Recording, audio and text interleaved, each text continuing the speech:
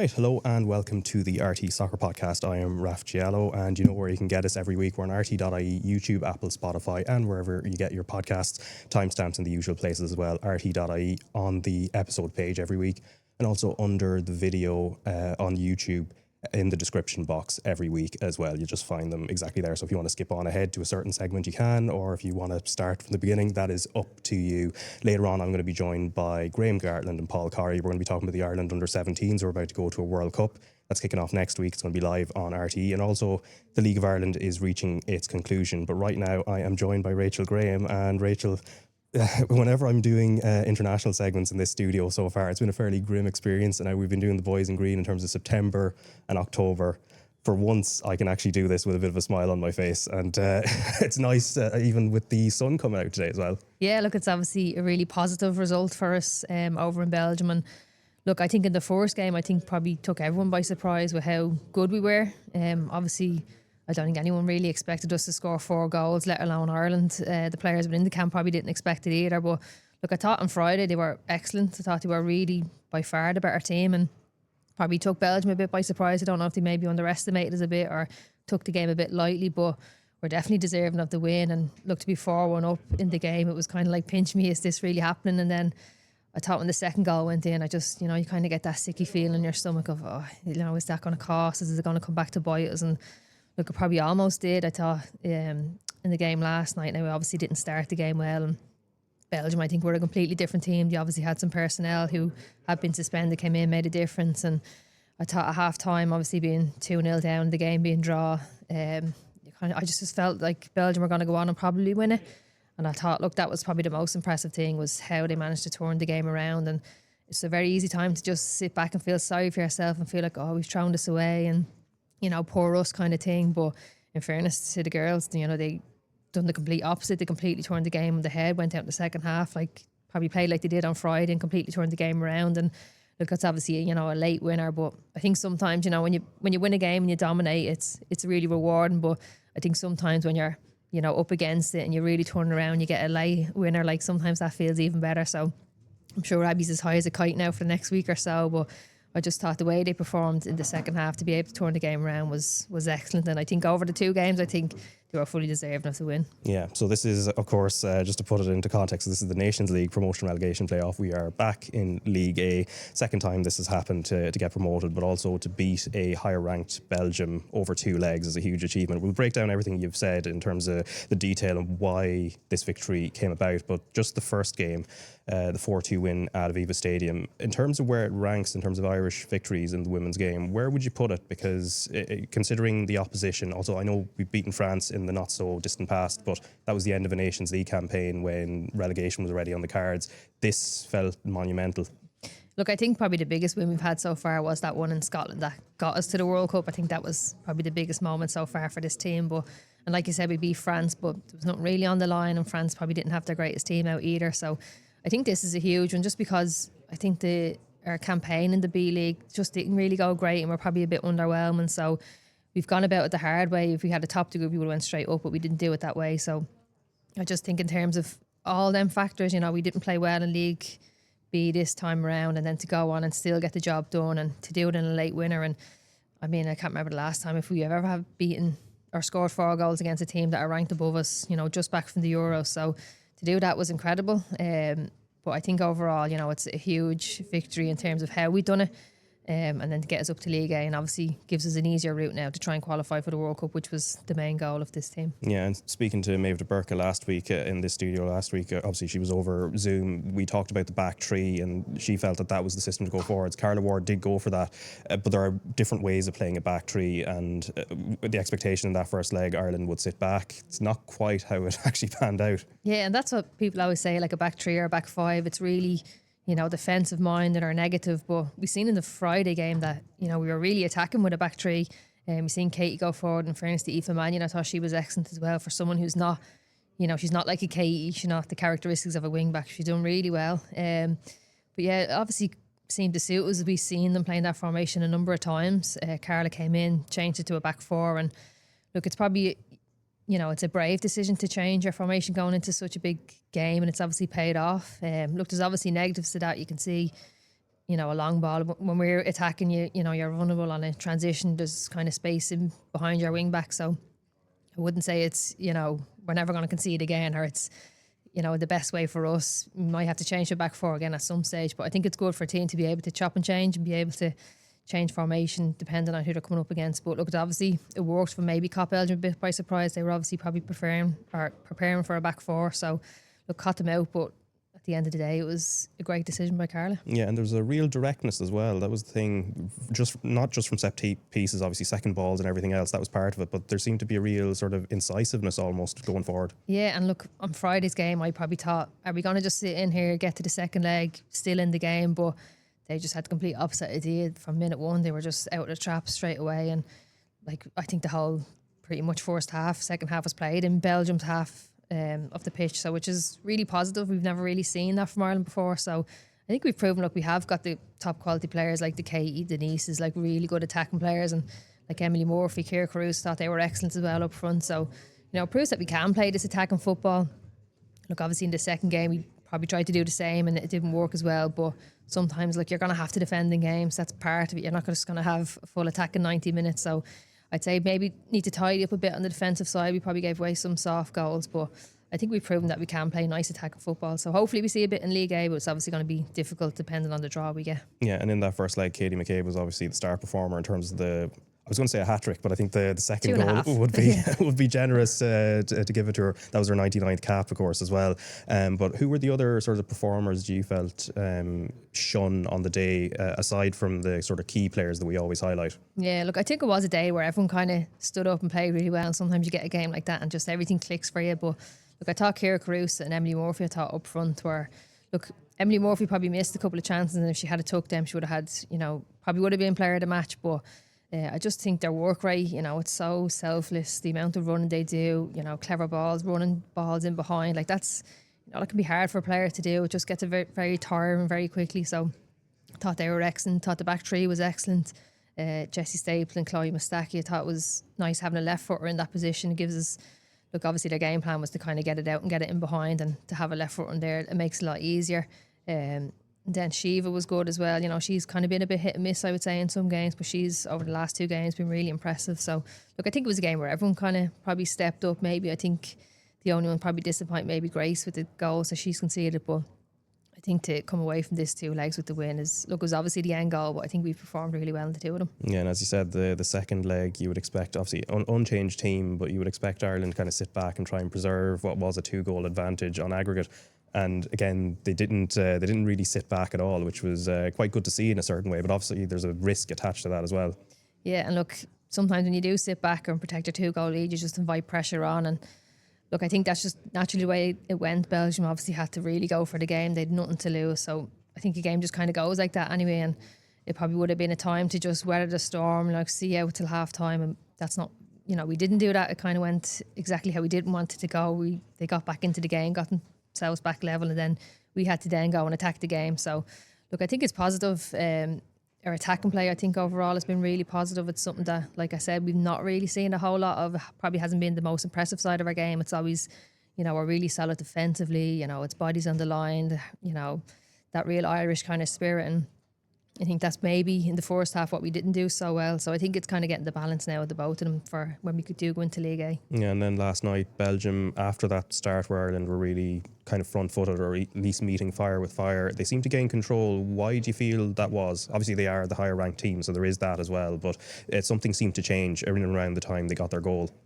Yeah, and look, I think they did have a better team. I think Van Havermaet and Janssens made a big difference, especially Van Havermaet. I thought she was really good in the first half, and we spoke about our height and our tref and set pieces, but I think her overall play was really good as well. But look, I feel it's probably always going to go that way. They're at home, they're behind by 2 goals. I think they were probably, I don't know if they were embarrassed on Friday, but they definitely looked a bit shocked and, really annoyed with themselves. So they came out with a point to prove. So it was probably always going to be that way, and that's maybe where Ireland should have said, look, we'll shut up shop for the first 20, 30 minutes, even maybe the first half, and just frustrate them. And to be fair to Belgium, they got the 2 goals, got themselves back in it, but like it did on Friday, it just lit a fire in Ireland's belly to again go and win it. And look, I think the better team, but we do show a bit of vulnerability when a team does kind of go all out attack on us. Yeah, and it was 5-4 in aggregate in the end. We'll obviously talk about Abby Larkin and the winner and all that, but you did mention the sloppiness in terms of some of the goals conceded in both legs. The goalkeeping thing was something we spoke about last week in terms of obviously Courtney Brosnan not being available, and she's been a rock in that goal for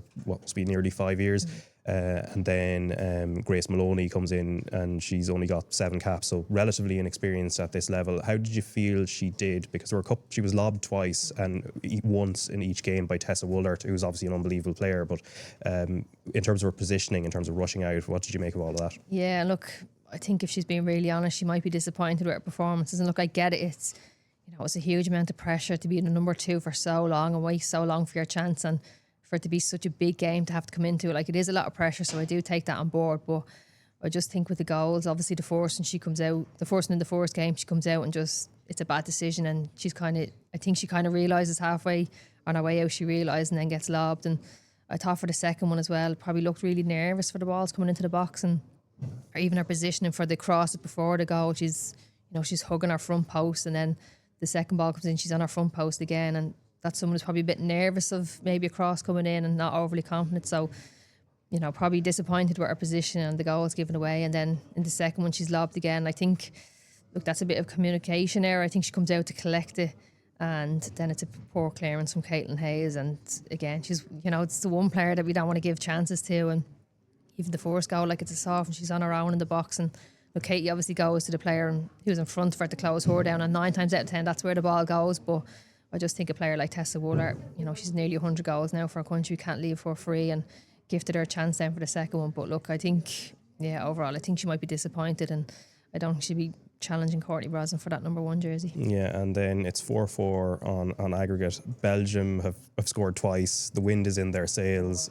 My expectation when I was watching that was that this is only going in one direction, unfortunately, and then something else happens in the second half. What do you feel was behind it? Because Anna Patton is brought on at half-time and not into the defensive area. She's playing sort of at the base of the midfield. Do you feel that actually was part of the reason why Ireland were able to sort of gain a foothold in the game?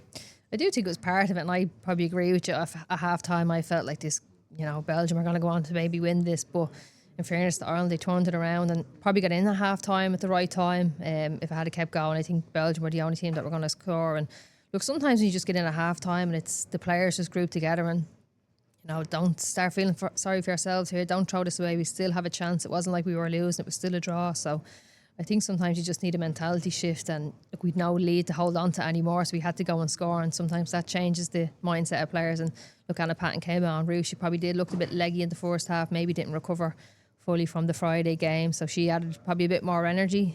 She's not obviously like an overly attacking player, but I just think defensively, you know, we were much better in the middle. They had loads of time and space in the first half. The second half then, that was the opposite. So I just think it was more a mentality change, and it was, we still have time to turn this around, and that's exactly what they done. And the players just, you know, absolutely lifted their game, turned the game on its head. So I think they deserve a lot of credit for that. Yeah, and obviously a manager, when they make a substitution and it pays off in the most handsome way possible, that is obviously something that they will take a lot of heart from.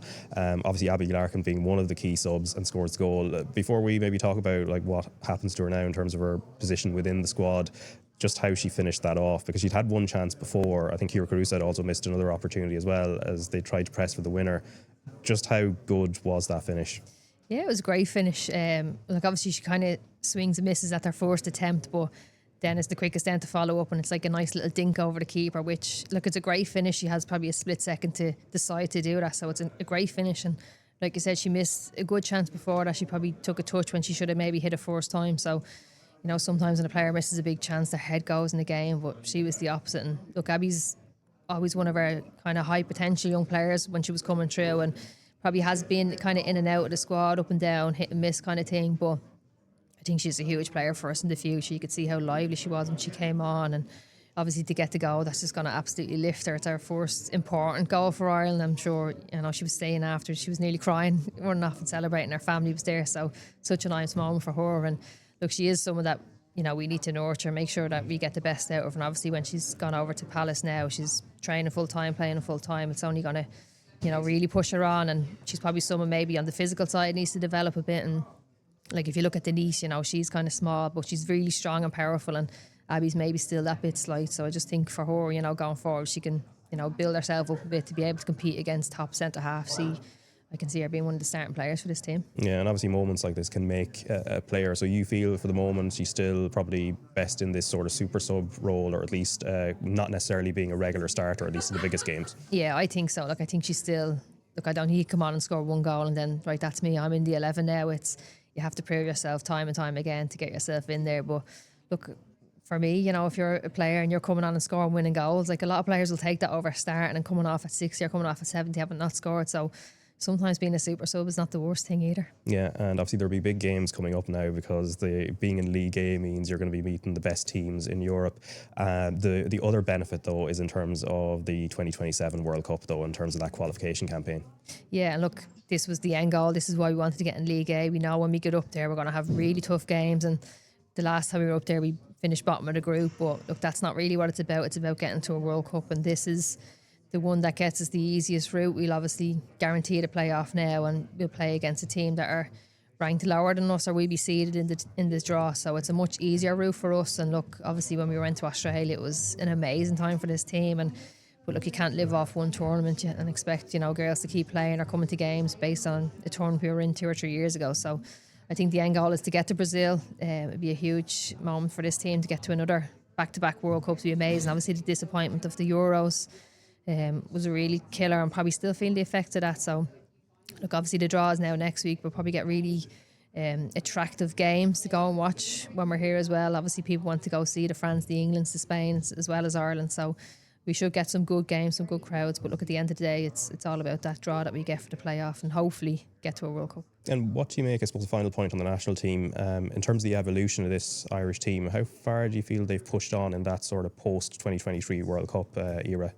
Yeah, I think so. Like, I think, look, obviously the first time we go there, it's like, you know, this is a great experience. It's something we've never had before, and you're probably not really going to overly be competitive in. You just, at the time, you probably think, just don't get hammered in all these games, go be competitive, give a good account of ourselves. And that's what they've done, to be fair. And now when you go your second time, it's like, right, can we get a win in the group, or can we get out of the group? So I think for them, look, they obviously have the experience now of playing in a major tournament, which be huge to them. It's no more about going, like, let's go have a good time, let's enjoy it, you know, it's go, let's take this serious, let's compete, let's do as best as we can. But I think having the experience of that is going to stand to them massively, and probably the experience of losing the playoff against Wales is going to stand to us as well. We still have that hurt, so you need to remember that feeling when you're going into your next playoff, and to remember the feeling of playing the World Cup, how great that was, and the feeling then of losing it. You have to absolutely give yourself the best chance, give it all to get there. Yeah, and I suppose before we go, obviously we've talked about managerial changes within the league, and now your own club has experienced it with Eoin Wearen leaving Shelbourne. So I suppose first off, before we talk about what might happen next in terms of who might come in, etc. His time in charge, couple of seasons, big cup final win last season, a couple of runners-up finishes where you've been competitive in the league. How have you felt? What's he been sort of like as a man manager, but also I suppose as a coach as well, and the technicalities and things he brings to the table? Yeah, look, Eoin was, really good. I'd only ever speak highly of Eoin. Like, his professionalism was, top notch. Obviously the club are really ambitious, and probably felt 2 runners-up spots was maybe not good enough. But look, Eoin, faced a lot of trouble this year with injuries and players leaving. And look, we obviously take the majority of responsibility for not going and winning leagues. We've conceded soft goals, lost games that we shouldn't have. So I wouldn't so much as put it on him. But look, any manager, like successful, unsuccessful, they all eventually come to their time. So himself and the club obviously met and just felt maybe it was the best decision now for someone else to come in. But I'd only ever speak highly of him. I thought his professionalism was really good, his man management was really good. Our sessions, like, we were never underprepared going into games. Himself and Rory would, have all the clips for us, have all the training sessions done the right way. So look, sometimes you just need a bit of luck on your side, and unfortunately we didn't get that this year, and the club probably felt now maybe it's time for a change. Yeah, especially when that happens, and obviously, as you said, you get on really well with the manager. How do you kind of, I suppose, find out the news? And then is there a thing of, like, you either have you text the outgoing manager, and how does that sort of work? Yeah, well, look, we were told, we got a message to say it was, had been decided, and then it was put on social media probably about 30 minutes later. But look, this is the way it is. Like, obviously you can't tell us a week in advance, and the manager doesn't know, so you have to kind of do all this in the right time frame. So look, this has probably been a process that's been ongoing for a while at the club, where they do performance reviews. And look, men and women, it's both sides of it's a business at the end of the day. So I think the review was going on for a while, and this was the decision they came to. But look, yeah, you have to text them and say, look, appreciate everything you've done, really enjoyed your time here. And look, it's not a case like you never see them again. You'll obviously see them around. So I think football's a very small yeah, world. exactly. You tend to I'm run sure into we'll people, see them. Yeah, but no, I'll only ever thank him for what he done. I'd have no quarrels or anything like that with him. I don't think any players did. We're all sad to see him go, but look, this is football, isn't it? This is the way it goes. They've been through this before. Players will be through it many times again. So that's just the nature of it. But look, we wish him well, whatever he does go into. Yeah, and I suppose the final point, in terms of being a senior player, do you get, there'll be loads of names linked. Do you get to sort of voice an opinion, or do you get sort of consulted at all when it comes to replacing a manager? Look, I think the likes of myself and Pearl and Lowell we probably have a great idea of the league. We've been in it obviously since the start. We know a lot of people, and we know probably the character that we might need as a manager. Look, we'd never have a say in who comes in or who doesn't come in or anything like that, but maybe the club might come and ask our opinion of, what kind of thing do we need, what kind of person do we need. So look, we'd never have a say, nor would I want to. Like, I just think that's a weird position to be in as a player, where you're picking a manager. I just don't think that's right. So look, they might ask our opinion, but look, it's all to the club. You have the likes of Tomas Quinn and Luke Bourne and Neil Doyle. Like, they're really invested in the club. They'll do their best to pick the best person possible, but whether they ask our opinion or not, I don't know. But look, I wouldn't want to say in who comes in or who doesn't. Well, we'll find out soon. I imagine who will come in. But Rachel, thanks very much for your time. And as I said, at least there's something we can smile about in terms of an international result. And after the break, I'll be joined by Graham Gartland and Paul Corry. All right, welcome back to the RTÉ Soccer Podcast. I'm delighted to be joined now with Paul Corry in studio and Graham Gartland on Zoom. Lads, how are you? Very well, Raf. Very good. We're going to start. We've a lot to talk about in terms of, obviously the Ireland Under-17s, but we'll leave that towards the end. Of course, they're going to be involved in the World Cup campaign. We're going to start on the League of Ireland clubs in Europe, and of course Shelbourne and Shamrock Rovers both busy last Thursday. Paul, starting on Shells, they're they went to Shkendija, which was a game that I think there was a sense that they could get something out of it. And before we talk about the result, and unfortunately it was a little bit galling from their point of view, the one takeaway from their first two games, they definitely don't feel out of place at this level of European competition. No, and I think that was very evident last week within the performance, Raf. They looked very comfortable within the game, and particularly when you travel in Europe, there's probably a phase of 15-20 minutes where you're feeling out the opposition, and I'm sure there was a belief within the squad that they had more than enough to get either a point or all three over the course of the 90 minutes. And even when you look at the performance, the likes of McEnroy, Coyle, Lunny and Henry Francis had a huge amount of ball in both halves and would have been happy with the amount of possession. They worked themselves into decent spaces within the final third. They just weren't able to penetrate and create enough chances to actually damage their back four. And obviously, listen, the goal is one that is so avoidable. Mbang knocks the ball needlessly out for a corner kick. Obviously, there was a lot of calls from different players to see it out for a goal kick, not to give away possession. He's panicked. I would say maybe just a little bit of confusion with everything that was going on around him. And the failure to clear their lines has ultimately cost them, because the longer that game went on, the more evident it was that it was going to be a single goal that was going to separate the sides. But you're right to say, over the course of the two games, they've been very comfortable. They've been put in games. I think they'll just be disappointed that they haven't put more points on the board. Yeah, it's 1 point, Graham, and really why that happened, of course, was the late winner that Shkendija got in North Macedonia last Thursday. Obviously, this is in the Conference League, so second match week. Just on the defensive point of view, because I know this is an area that you'll have a good bit of insight on, Mbeng's decision to head it out for the corner, obviously there was nobody behind him, but do you put it much on the individual, or is there a kind of collective communication breakdown there? Yeah, it's collective communication massively. It's having that. Normally, you get info from somebody looking in on it. Whether normally it's a goalkeeper when the game's in front of him and he's telling them, but when it switches to the side, it has to come from somebody else just to tell him, look, you've time, or head away or whatever, or leave a run out.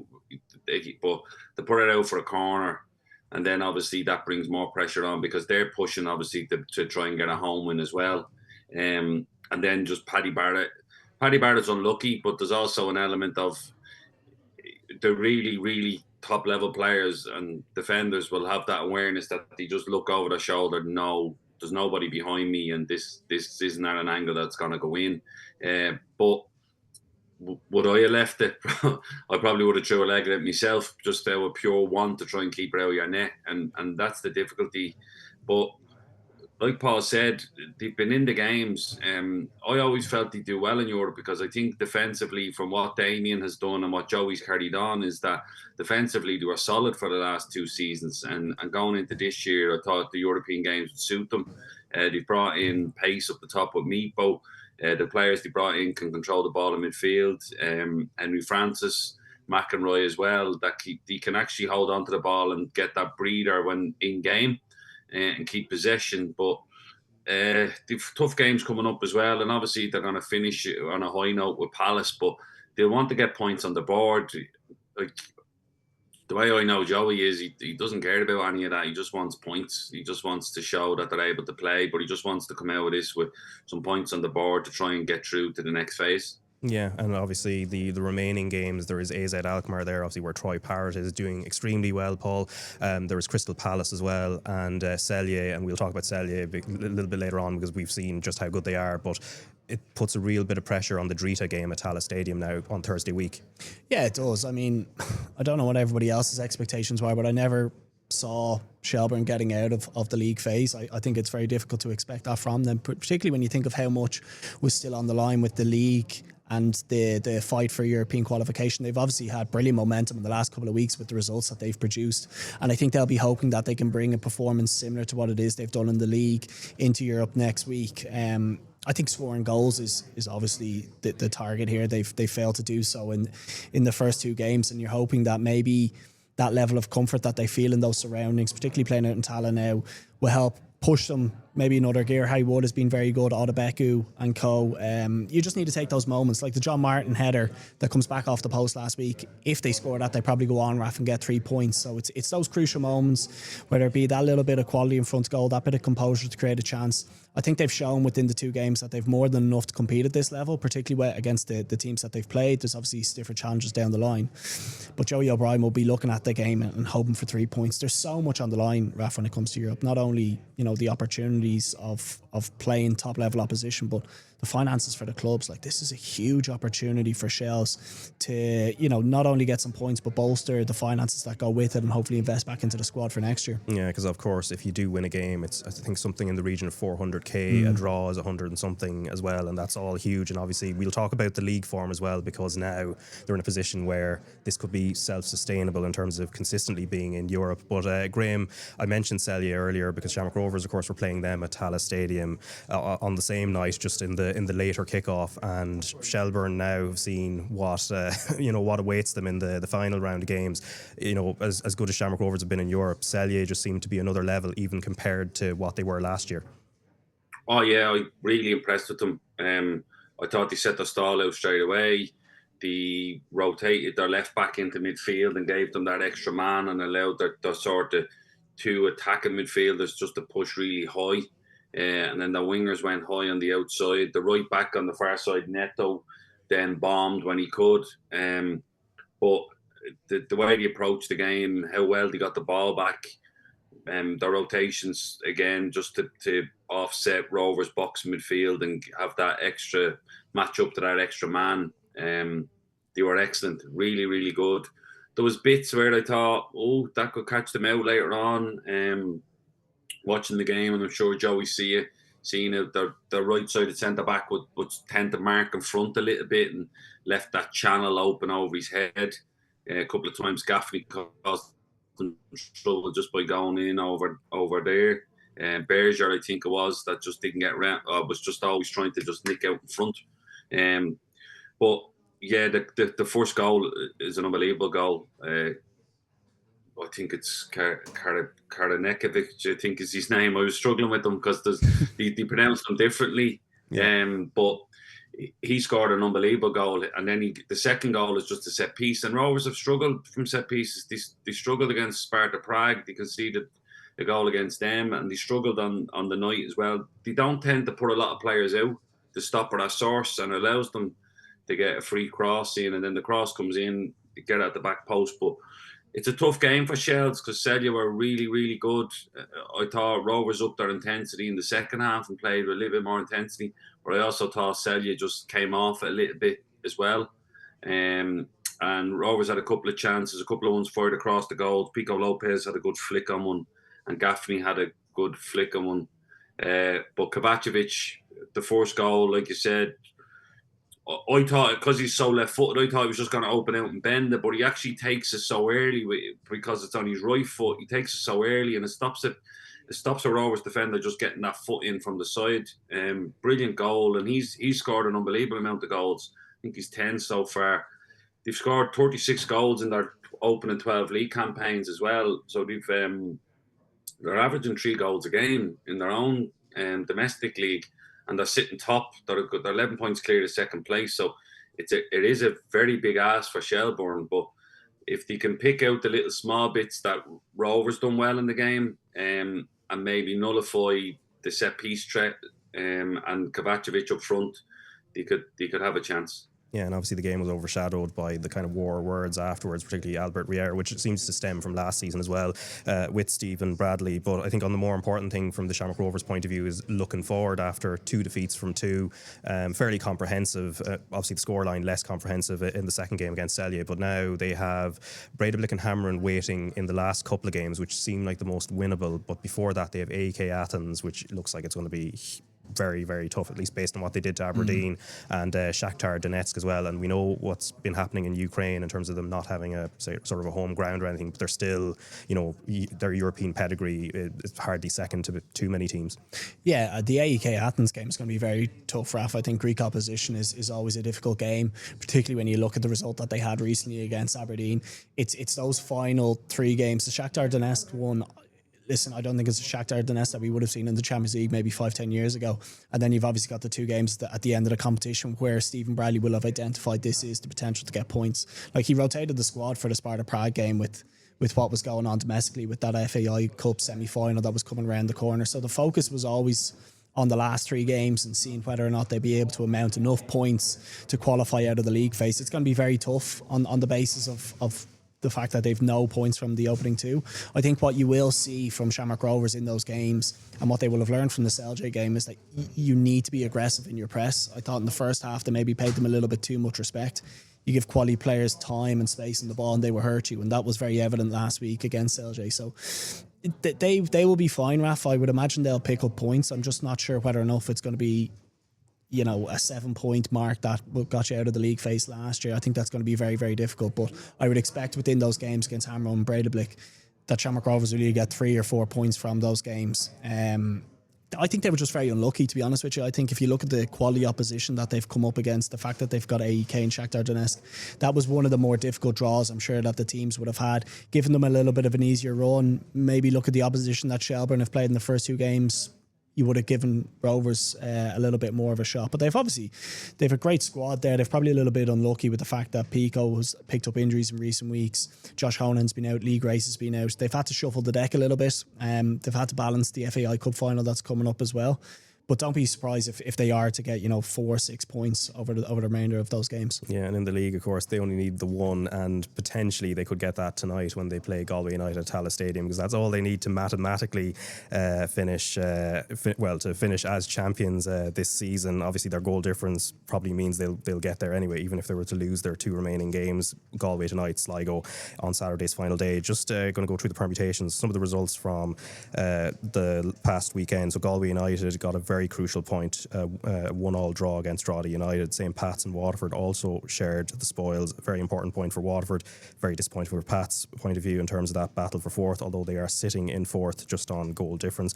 Sligo Rovers and Cork City also drew 1-1. In terms of Sligo, it's a disappointment, similar to Pat's in a certain sense, because that would have been seen as a winnable game. You've Derry City beaten Shamrock Rovers on Sunday, so that was 2-1 to theoretically keep the title race alive. And Bows went 2-0 up against Shells, but Shells fought back, having just come back from North Macedonia to score 3 goals with Kerr McEnroy, an unbelievable finish at the end. So Derry City and Shelbourne, and we're going to just go through the permutations first before we look ahead to this week's games. Derry and Shelbourne have qualified for Europe, and Cork City, of course, as mentioned, relegated already. Second place would also guarantee a Europa League place, but only if Shamrock Rovers win the Cup, and at least a point tonight and Shamrock Rovers win the league. But even if they lost to Galway and to Sligo, and Derry beat Cork. Goal difference is still in the Hoops' advantage by a decent margin. I'll go through the other permutations very shortly, but let's just first talk about the Shells-Pats game, Graham. So obviously, from Pats' point of view, they had the opportunity to at least put one foot into fourth place, and they missed that against Waterford. So, from their point of view, how do they approach this final game against the Shells team that have already qualified for Europe? They have to go and win it. I think that's the problem with a lot of teams over the last 4 or 5 years that I've been watching the league and commentating on it. Other than Shelbourne last year, it's winning these games that they need to win. It's something that Rovers have done really well, and that's probably why they're champions. When you're going into a game with everything riding on it, you expect Pats to print a performance. In the big games this year, at times, Pats probably have let themselves down. You go back to the quarter-final or the semi-final of the FAI Cup, away to Cork. You expect them to go down there, put in a performance and get to a final, and they just didn't turn up. And Cork fully merited their place in the FAI Cup final. So Pats have to go and try and win. But I think Paul had mentioned that Shells are on a good wave here. They've got a lot of momentum. That comeback against Bohemians unbelievable, and you see how much it meant, and you can see the fact that they've played in Europe on the Thursday and they're still driving to try and beat Bows, who should have been fresh going into the game. It's an unbelievable performance for them. So Pats have it all to do. They know Shelbourne's there, but I noticed it with the game on Derry's game against Rovers. It was the last home game, and all the players have their families out, and it's an occasion because it's the last home game. And I think Shells will be the same. I think Shells will go out and perform in this game. I know the way Joey is. It's like, well, there is something to play for, and there's always something to play for. So I think Pats have to go and approach this and go all out to try and get a result to make sure that if Rovers do win the FAI Cup, that they're in fourth place and they can get a place in Europe, because that's a massive incentive for Stephen Kenny and Gareth Kelleher, is to make sure that Pats are in Europe every year. Yeah, because let's look at the battle for fourth place, which doesn't even guarantee Europe. Obviously, the cup final will be decisive. If Shamrock Rovers win that, then fourth place will go to the for a team to qualify in the Conference League qualifiers. So Pats, Bows and Drogheda are level on points in the battle for fourth, but goal difference advantage is in that order, and Drogheda and Bows play each other. So all Pats have to do is match the result of either team. Drogheda have to beat Bows to overhaul both clubs, and a draw would be enough for Bows provided Pats lose. But if Cork City win the cup on Sunday week, then as I said, then it's all futile in the end. But Paul, in terms of Pats, their form is so it's hard to have a gauge of what they'll be like going into any game. Obviously, we saw what happened in the Cup semi-final, where they would have been favourites against Cork City, and they essentially got annihilated. So what's your sense going into this Shells game? As you know, as Graham has set it up there, Shells will feel they still have something to play for, and under Joey O'Brien, there's a level of a standard that they've reached. But for Pats, what's your expectation? Yeah, listen, Shells will play that game. Shackles will be off. The pressure is off. They've done the business over the last couple of weeks. I think everything that Graham said about St. Pat's, you could probably label with Bows as well in recent weeks. They knew coming into these last round of fixtures, these last kind of 4 or 5, there was going to be difficult ones ahead where they had to play Rovers, they had to play Bows, Waterford, and then onto that Shells game. They were going to have to win a couple of them. They did brilliantly to beat Rovers 1-0, but then when you'd expect them to go on and beat Waterford last Friday evening, they stumble. They give away a sloppy goal from a set piece, and they don't have enough to get themselves over the line. And that has been the main criticism of St. Pat's this year, is that when the pressure's been on, when there is a real focus and need to get 3 points, they've failed to get over the line. Graham rightly mentions the semi-final against Cork being another instance where they haven't got the business done. And that has disappointed me, because looking at the side at the beginning of the season, I thought they were going to be the side to beat. You look across the team, the number of goals that you thought they would have had in the final third, the likes of Mulroney, Elbazetti obviously had his injuries, you Power, Keena, Melia. You take Mason Melia's goals out of that side, and there's not enough of a spread of goals amongst that St. Pat's team. And whether or not they're going to be able to go into that game against Shelbourne away from home, big pressure on them, and get 3 points, you couldn't sit here confidently, Raf, and say that they have enough within that team to get the business done. And listen, if you're trying to build something at Richmond Park, if you're trying to get players into the building, European football is always a massive carrot to dangle in front of players. and particularly with the money that the likes of that Shells and Rovers have secured through Europe, that is something that Stephen Kenny will want. They've probably saved their best performances for Europe, to be honest with you, over the last 2 years. They just haven't been nearly consistent enough, but they know exactly what they have to do heading into Friday if they want to have any hope of European football. I just can't safely say that they will get the business done. If they hit the heights that we know they can, they've more than capable of going there and getting 3 points. It's just they haven't done it consistently enough for me. Yeah, and it'll be Mason Media's last game for the club as well. Like, and you touched on it. Where do Pats go for their goals next year? Because you have to have a massive recruitment drive. Paul brilliantly described, if you take Mason's goals out of this team, they've really struggled. They haven't got enough goals from wide areas. Keane Levy hasn't scored enough goals for all the work he does, and they're a terrific player to watch. Moraini, Elbazetti, they haven't contributed enough goal actions, whether that's assists as well. But that's the worry for me next year, is how do you replace Mason Melia? How do you replace them goals? Is it going to be one player? But they do have to spread it so that the drop off from when Mason leaves isn't as severe as it looks like it could be.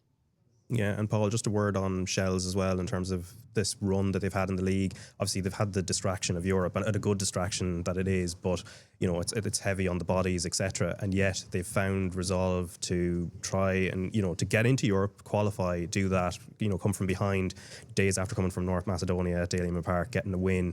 And in terms of what it does for the ambitions of the club going forward, especially financially. Yeah, this situation was very unlikely a couple of weeks ago when you were looking at the league table. They have done brilliantly well, Raf, to just time their run of form and time players coming into form, and some of the results that they've picked up and points that they picked up along the way has been terrific. You rightly mentioned there that they had to balance European football with this, and they've gone back to somewhat the Shells of last season, where they were very difficult to beat. I thought in kind of the beginning of the European run, you looked at when Joey O'Brien came in, there was still a lot of individual errors at the back for Shells. They were giving away sloppy goals, they were giving away soft chances. They've eradicated that in the last couple of weeks, and they've been a far better outfit from a defensive perspective. A lot of that has to do, I think, with Paddy Barrett being fit and just being that leader and orchestrator at the back. And then the players at the top end of the pitch, your likes of McEnroy, Harry Wood, John Martin, Odebeku, they've all coughed up important goals at important times. So it's a huge pat on the back to Shells that they've managed to get themselves back into European football for next year. I think if you're building and if you're looking to put in consistent performances, you need to make sure that if you're going from winning the league last year, you have to qualify for Europe this year. That will be the carrot to bring additional bodies into the club. The fact that they were able to get the likes of Jack Henry Francis into the building, that's the type of quality that you need to continue to bring in to Shells if you're to challenge Shamrock Rovers. And you can already see now the turnaround from last week to them playing Bows. They had that strength and depth in their squad, and it made a huge difference when they went and played Bows on the weekend. And if they continue like they have done at the tail end of this season, if they bring that into next year, they will certainly be a contender for the likes of Shamrock Rovers and Derry. Yeah, and then Graham, the Drogheda Bows game, which is kind of fairly simple in terms of the Drogheda have to win, really, and that seems to be the sense coming out of that, because a draw won't be enough because Bows are ahead of them on goal difference. It makes it all the more fascinating as well, especially with Bows' form and also their need probably to get a win, because they can't rely on what's happening between Shells and Pats. Yeah, the added pressure of the record against Drogheda this year is poor. I don't think they've beaten Drogheda all season. Drogheda went to Dalymount, nicked 1-0, but they haven't been able to break them down. They haven't been able to get round them, get down the sides of them. It's a big game for Bows. At some stage, they beat Rovers a few times. They had a couple of comebacks against them, and then obviously Rovers went there and beat them in the last game. Or Rovers beat them in the last game at Tallaght Stadium 2-1. And I enjoy watching Bows play. I think they're really, really good. They're really good on the eye, but they don't have enough defenders in defensive positions, and it costs them at times. And I think it's something that frustrates me a little bit.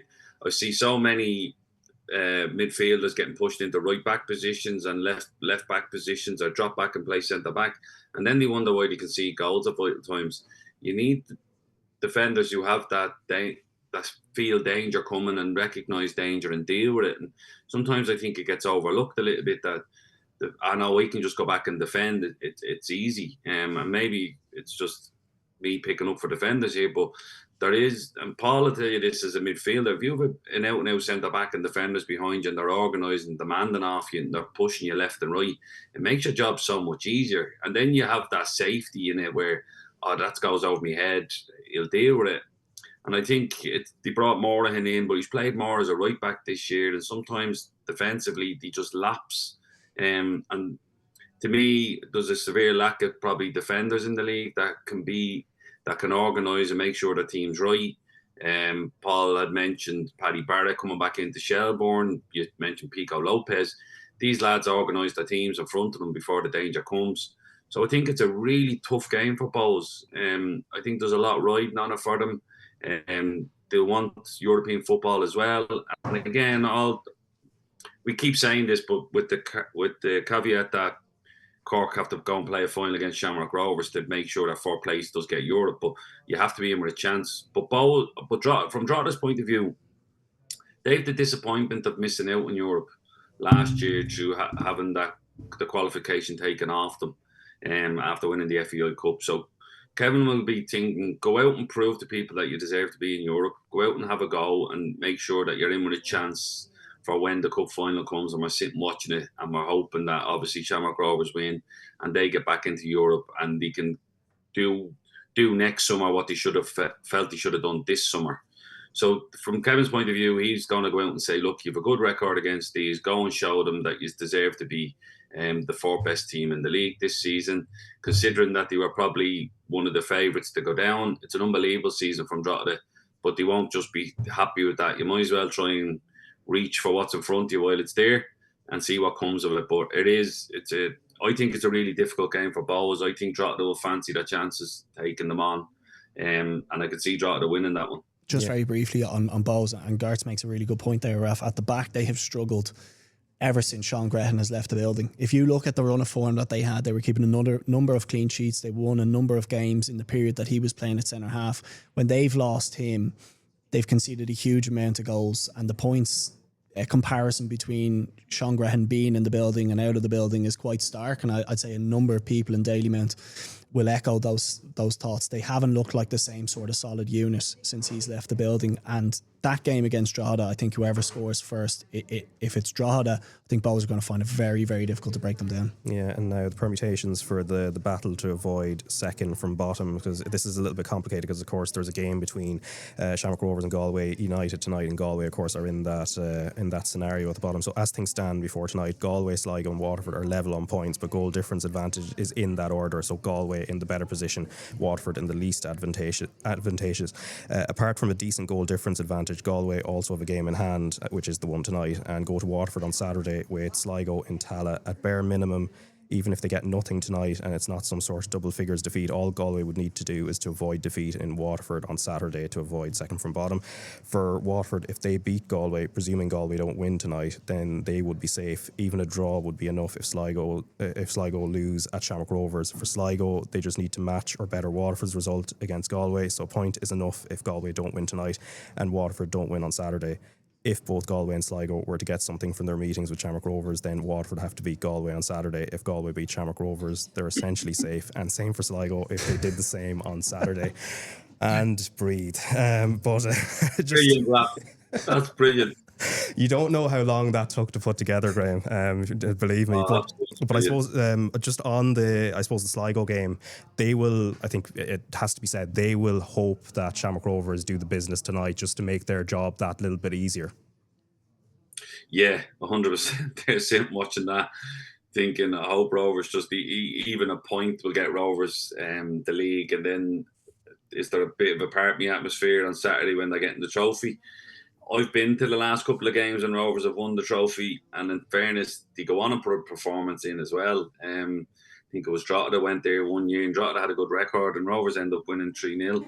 So I still fancy Shamrock Rovers to beat Sligo on Saturday.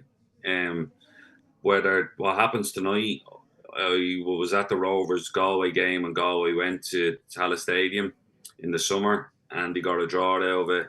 Rovers are a bit flat, but in fairness to Galway, defensively they look solid again. They gave up the ball. They said, look, you can have it.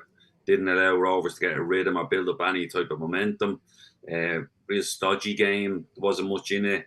Rovers pushed the last 15, but that stage was too late, and Galway had backs against the wall and managed to see it out.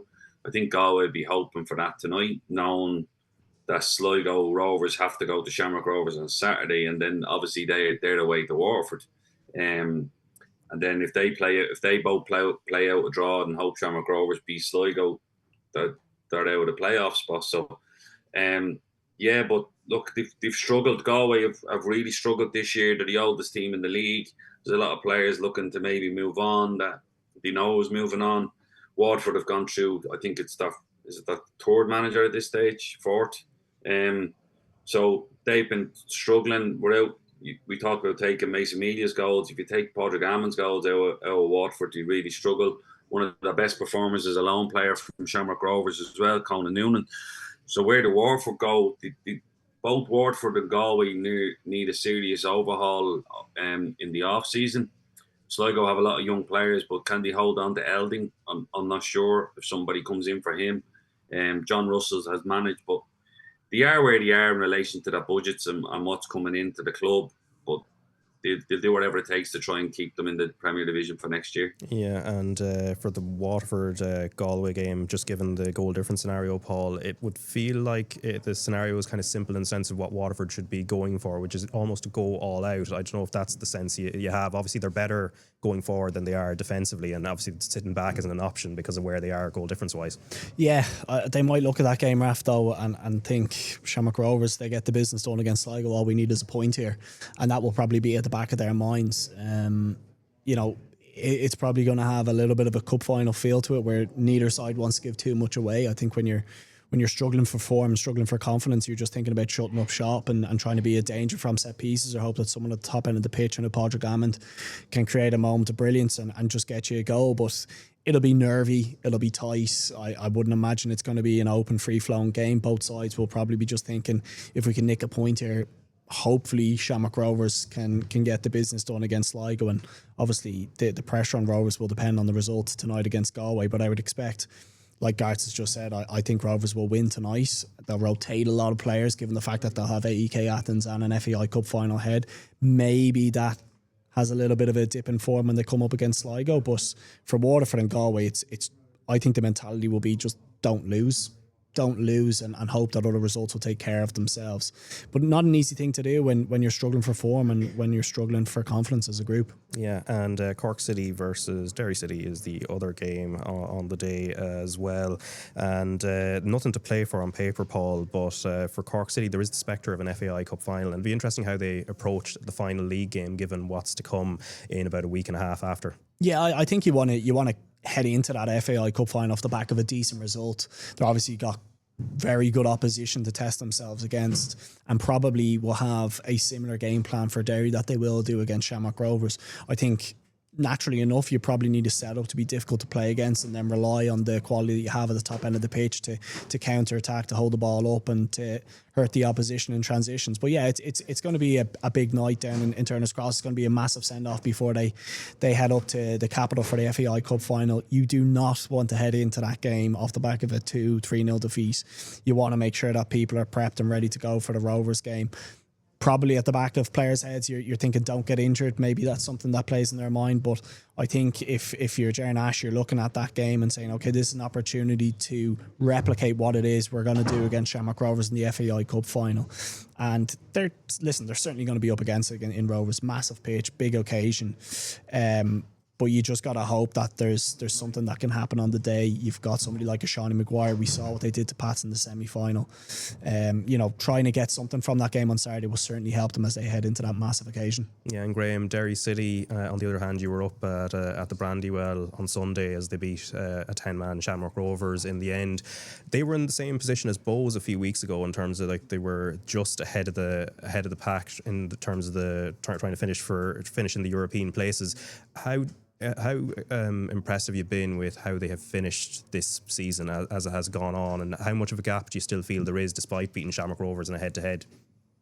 The improvements I've seen were probably defensive side of it. I think Duffy is obviously the attacking force. White has come in and caused trouble up the top end. as well, giving them that bit of pace. They've released Adam O'Reilly a little bit in terms of going from a sitting midfielder. He's adding legs in midfield. But the lad at the back who's come in, Stoute and Fleming in at left back, I think they've been a big improvement to them. Fleming was really good on Sunday against Rovers, but Stoute looked like a really good defender. Connolly went off injured. Sam Todd came on, and but Stoute was the one that was organising and being aggressive, and I thought his covering positions were really good. How he set up against Rovers was strange, and that I haven't seen a team do it. The back line wasn't overly high, but the midfield was high, and he pressed really high up the pitch. But the back line were probably a little bit deeper for where the midfield should be, and it left a lot of space in front of them, but they didn't give up any space over the top of them. So for the likes of Michael Noonan or Gaffney to run in behind, there wasn't a lot of space to run in there. And any time a player, whether it was Michael Noonan, Gaffney, when he came on, Burke went to get it to feet, one of the centre-backs went all the way, whether it was Dummigan on the right-hand side, Stoute, Todd, followed them all the way in and engaged and didn't let them turn. And I thought, but on the ball, I thought they struggled in the first half. Second half, they done better. I think Diallo came on and was better in terms of controlling the ball a little bit. They looked a little bit more of a threat on the counter-attack. And that's ultimately what led to the sending off for Grace. Was they got at him a couple of times. He probably should have been sent off for the foul earlier. The ref let it go, McLaughlin, and then Grace goes into a challenge and he's sent off for his second yellow. But after that, then they looked a lot better. Obviously against 10 men, you'd expect them to be, but I just thought it was interesting how they set up. Now that's different, and we touched on this about when you play Rovers, you can be a counter-attack team, you can defend and let them have the ball, and the crowd will get behind you, and it's great. But then when you're Derry City, you have to go and beat Cork, who are already relegated. When you're St. Pat's and they set up similar and for a counter-attack team against Rovers, St. Pat's have to go away and beat Shelbourne. Like that, so the game calls for different things, and when you come up against Shamrock Rovers, who are champions, they're going to go, look, yeah, we can be a counter-attack team, we drop back and sit deep. But against other teams, and you're second in the league, there you have to go in and put in a performance against Cork. But I think defensively, they sort of got a little bit better in the defensive cohesion. Stotts come in and added a lot to them. Fleming come in and added a lot to them. Dummigan coming back in has been good.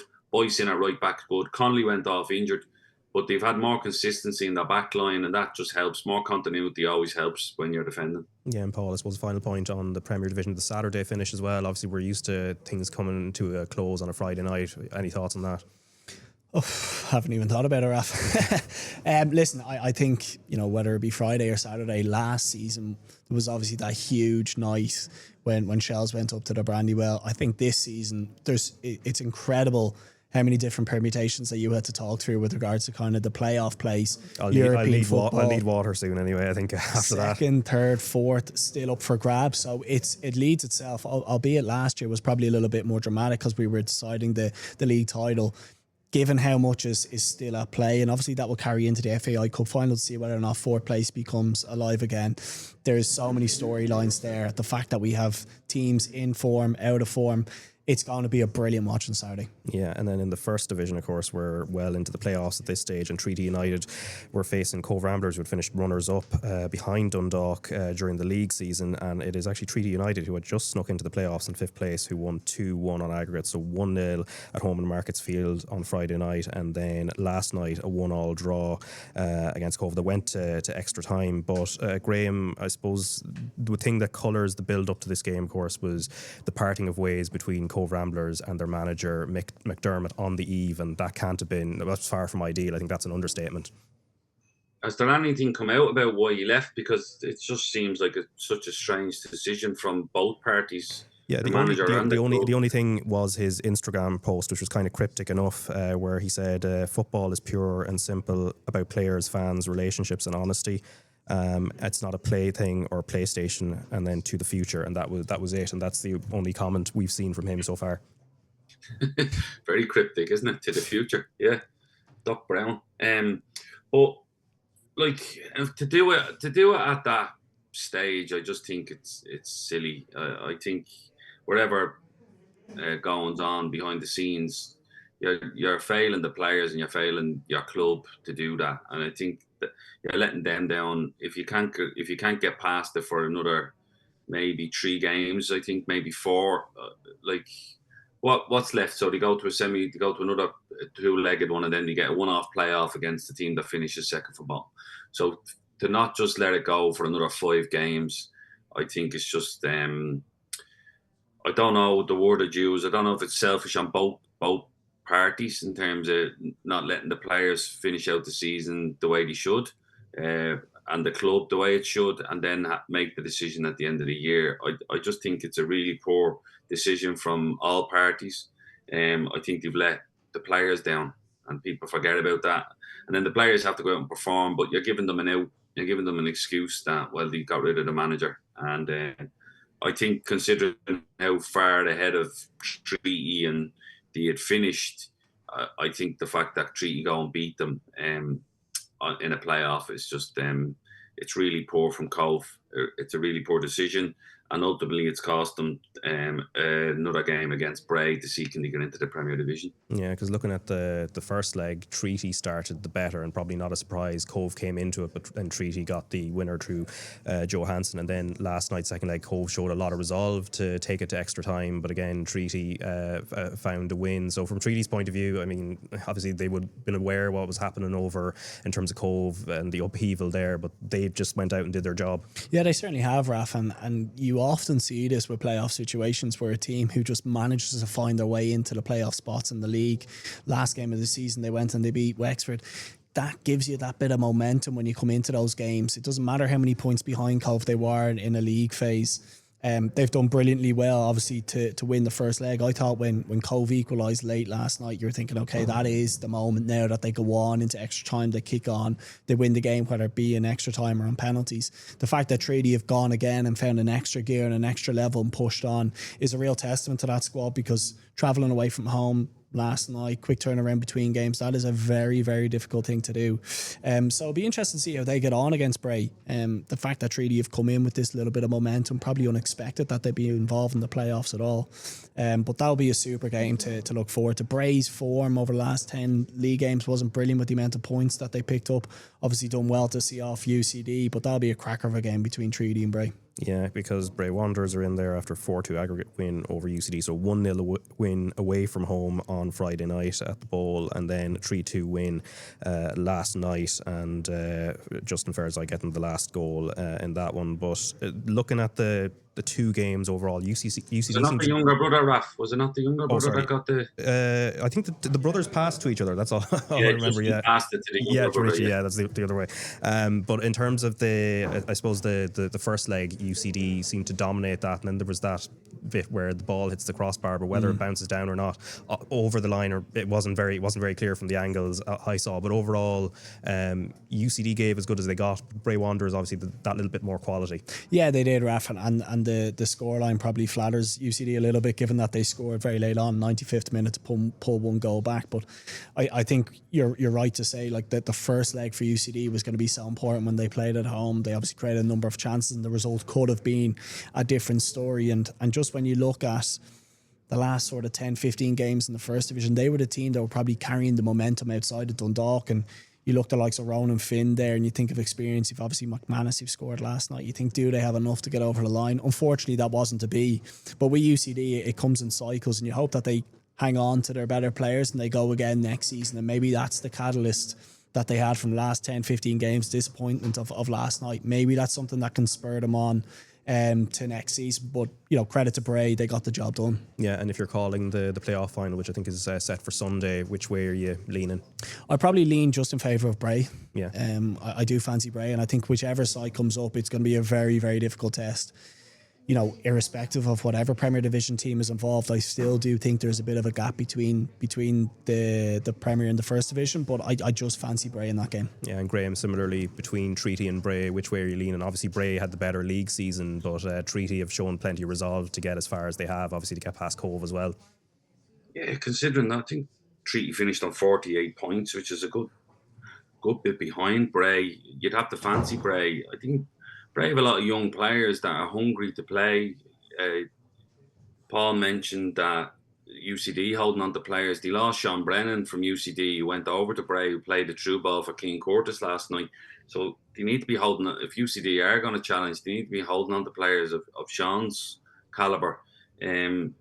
So they have that experience in the likes of Sean, who's played in the first division quite a lot. And then they've young players like Keane Curtis, who scored a goal last night. They've obviously the Ferrazoi brothers who scored as well. They've young Matt Britton in on loan from Shamrock Rovers as well. So they've a lot of young lads that there's no fear in them to go out and play. And I know they might think, it's a playoff and to see if they can get into the Premier Division, but they won't fear them.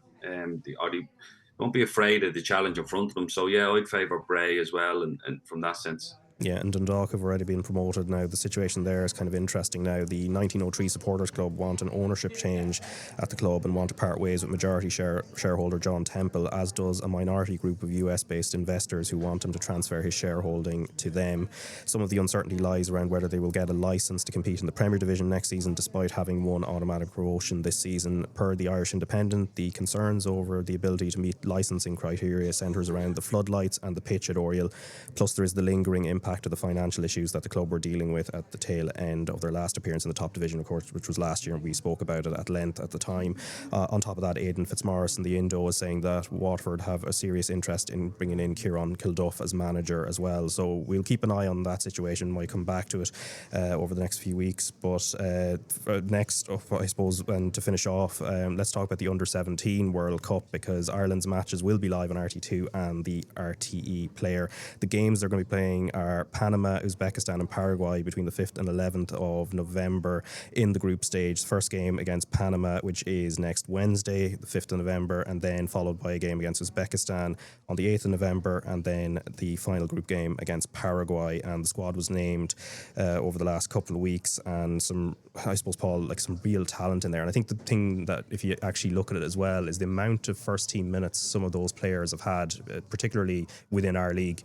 Yeah, I think that's the most exciting element of it, Raf, is the fact that, you know, this talent is now no longer in the UK. We're very familiar with some of the names that are on show and some of the players who've already featured within the Premier Division, particularly, you know, the likes of Noonan, who stands out, and Victor, who's obviously secured his move to Arsenal. So there's a lot of excitement around the competition. I think, and I'm delighted that the clubs, and in particular Stephen Bradley, you know, had enough sense to release the players and not stand in the way of what is an unbelievable opportunity. I think it's only Under-17 World Cup, Under-20, and then a Senior World Cup are the only opportunities that these players will have to be involved in a competition of this magnitude. And particularly when you look at the group and the teams that we have to play, you would expect that we would be able to pick up enough points against Panama and Uzbekistan to actually see us through this group. And then when you start heading into knockout phases, you know, who knows what can happen in those situations. You get a good run or you get a good draw, you can find yourself in a quarterfinal, semi-final. So yeah, listen, it'll be brilliant. The fact that the game's on the telly, we're going to have eyes on these, and the fact that I've mentioned we've seen so many of these players, whether it be from Shamrock Rovers, from Cork, or from some of the underage academies. I'm sure Graham will know the player as well. It's a fantastic opportunity. The players go out and showcase what it is they can do, but also a fantastic opportunity to go deep into this competition. Yeah, and obviously it's in Qatar as well, so there's the element of dealing with the heat and all that comes with that. But obviously there was a World Cup not so very long ago in that part of the world. But Graham, there are 16 players within the squad that's been named that have come through the League of Ireland pyramid, which is kind of an interesting juxtaposition compared to maybe, 25, 30 years ago with some of the teams that Brian Kerr would have brought along. A lot of them were already in England at a very, very young age, and a lot of these lads, particularly the Shamrock Rovers contingent, you would have worked with quite closely and coached quite a lot of them. If you want to just share a bit of an insight on some of the ones that perhaps are less well known. So some of the Rovers lads have moved on that I would have coached. So Alex Noonan, the goalkeeper, he's been in and around the first team squad. He travels with them for the Champions League games. He was up at the game against 30, so he'd be the third keeper that they bring along to help with the warm-ups. Again, from a new lovely family, going to be 6'3", left-footed, like top keeper. Really, really good. One of the better ones I've worked with from a young age. I was only recently talking to Noah Jani, who's in the Ireland Under-21s. I remember signing him when he was 11, and he's 6'5". He put his arm on my shoulder. I was looking up at him. I says, I didn't think he'd be this big. I knew he'd be tall. Didn't think he'd be this big. But Alex has a similar type of personality to Noah in that sense. Ryan Butler's who's at Wexford, Josh Cullen as well, who's at Finn Harps, good players. Vinnie Leonard is actually a year younger. He's an 09, and he's at Dundalk, and he's done really, really well. Adi Solanke was unbelievable prospect at 13 and 14, one of the best players that I've worked with at that age group. But he's gone to FC Lorraine. We spoke about him, I think, during the 17s tournament, the Euros, a couple of years ago, didn't we? Yeah, because I think you were saying he was below the age and you felt like he had a lot more growth. He was 2 years younger than everybody else as well. So Adi Solanke had a bit of a hip injury, but he's signed for FC Lorraine, which is a feeder club for Bournemouth. So next summer he should be going to Bournemouth as well. Oisin McDonough, who's at Vicenza over in Italy, he came out of Wexford, came up to play for us from 14 and 15. Again, another really, really good player. Finn Sherlock, most people would know him, he's gone to Hoffenheim from Shelbourne. Really, really good footballer, hungry player. Sean Spite, who's at Dundalk, again, done really, really well. He might be your Rory Finnerhan, who people might know. He was at Blackburn and Newcastle came in and bought him. Really top midfielder. He's going to be a good player. Ramon Martos, who's Italian. Grady McDonald, he's actually Canadian Irish. He's over in Club Bruges. And Keane McMahon Brown, he's an expat. He's English born but plays for Burnley.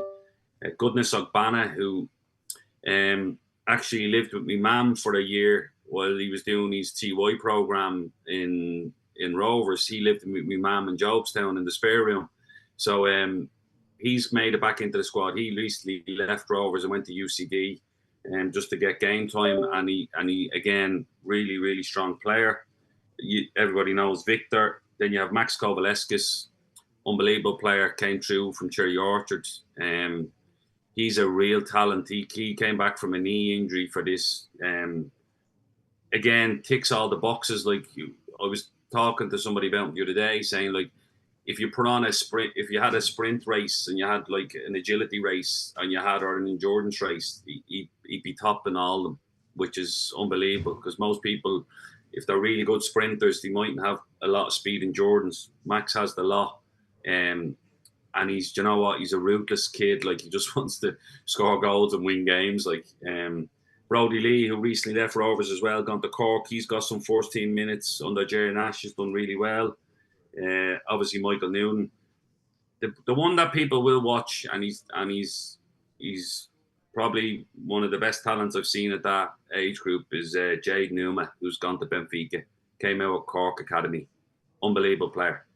Every time we played against him at Cork, we really struggled because he was the one player that could take it to us. And again, him and Adi Solanke, who would have played left back or left wing back against them, had some brilliant battles. But Jaden's the one that could really light up this tournament. And I agree, when you look at the fixtures they have and what it takes to get out of a group, I think they'll get out of the group.